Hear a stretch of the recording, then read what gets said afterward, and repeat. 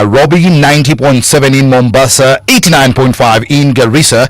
And in case you want to reach out to us, you can do so via WhatsApp on 011-692-8683. 011-692-8683. For those of you on social media, on Instagram and on X, we are there on Radio Gen KE.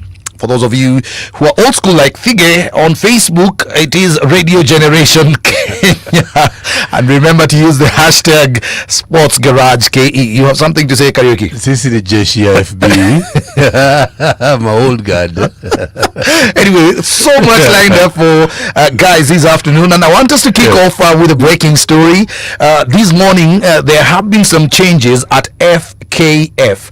And those particular changes have affected the CEO who was kicked out by the NEC this morning, and in his place the FKF centers a circular this morning saying appointment of acting general secretary / CEO.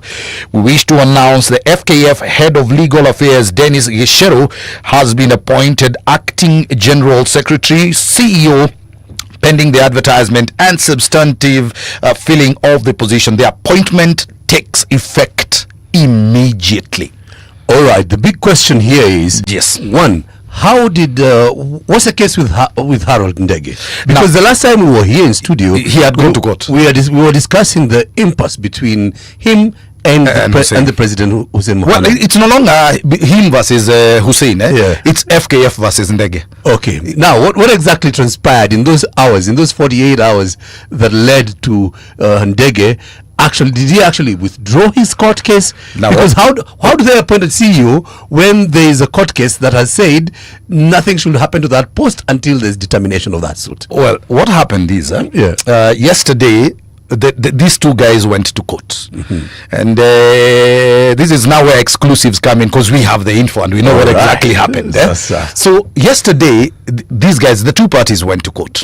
When they went to court, there were certain submissions that Thige's lawyers had put in court, and part of those submissions were to stop FKF from replacing him or removing him from office.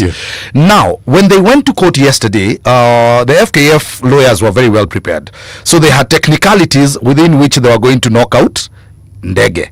So Thige's lawyer withdrew those submissions yesterday. Withdrew them before they were heard by the judge. Then later on, after they realized they had messed up, in the evening they put in new submissions. Now, when they put in these new submissions, already FKF had already started operating, because by then they already knew we are in the safe, everything is good, we are good to go. So they called for a meeting at 8 a.m. this morning.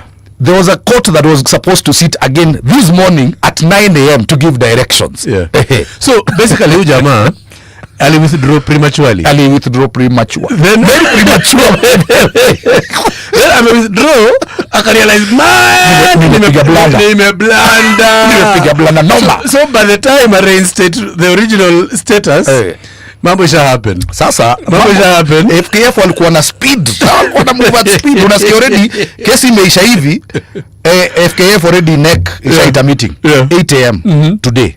But then again, Muraya, this position of CEO imekuwa na controversy sana. Tuanze na Barry Otieno. Barry Otieno akakuwa na siasa, akakuwa CEO, akasema pia anataka kusimama president. Ndio hiyo. Sawa. But then kusimama president unajua alikuwa anasukumwa. Then he withdrew. Yes. From the CEOship. Or you know, he relinquished his position. Yes. In comes Patrick Korir. Patrick Korir is here on an our fellow journalist, by the way, and our very good friend, good buddy of mine, Patrick. He's in there for a bit of time. Yes. You know, holding the ship, steadying the ship as the elections are happening. Immediately the elections end, Patrick Korir is like the new guys who've come in. They're like between him and them is like blood and water. So he very quickly helps us that story. He exits. Yeah, he exits that story. Now comes in Thige.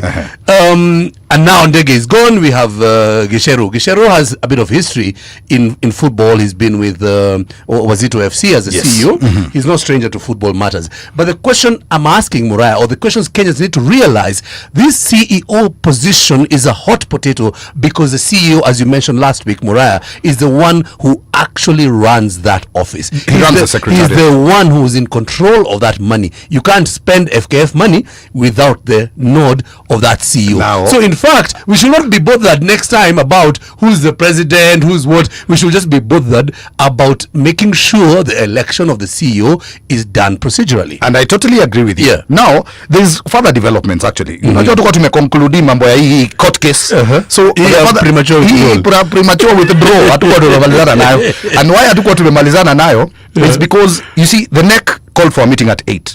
There was a judge that was supposed to sit to give directions at 9 a.m. So by 8 Thige was already fired.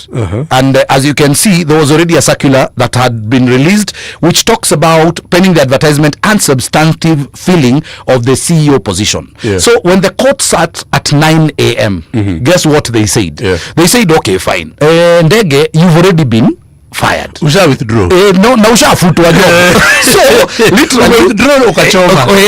Ukafutwa job. So the only way tunaweza kusaidia hapa ni hatuwezi reverse your decision ya kufuta job. Kufutwa umefutwa. Hiyo na umeishia. Hakuna kitu tunaweza do. However, now the direction that the court gave at that particular instance was very simple. That FKF cannot hire a CEO on the long term. So they can only stay with an interim CEO until when the case concludes. So that's the story of this year. Basically, ukika hapa Radio Generation, you're going to get that story. It's going to be running. It's like a soap opera. We're going to be giving you the blow by blow of every detail that happened. But for now, it's about the premature withdrawal. Akachoma bet lakini sasa ameambiwa hana job. Tuanzie tu hapo. Hana job. But at the same time, court imemwambia very simply, imeambia FKF amwezi hayamsi. So sasa hapa ndio utamu ya hii dhufu ina come in. Unajua court cases zinaweza kuwa dragged for the next 3, 4, 5 years. Na hiyo ndio kitu ufanyika. That's the point. So basically you say a job for the next for the long the case takes, and to make matters worse, hata kutafuta job ingine inaweza kuwa problem because already ako na contract na FKF. You see, when you're out trying to get back in, Ningori, bro. So away from that, we're still talking about Kenyan football, Muraya. Well, we need to take a short break. We will be back because here may to take long. Sisi hatuja withdraw prematurely. Tume survive. Tuko hapa for the long haul. Tuko gangari to withdraw not anytime soon. Open up the champagne, pop. It's my house. Come on, turn it up.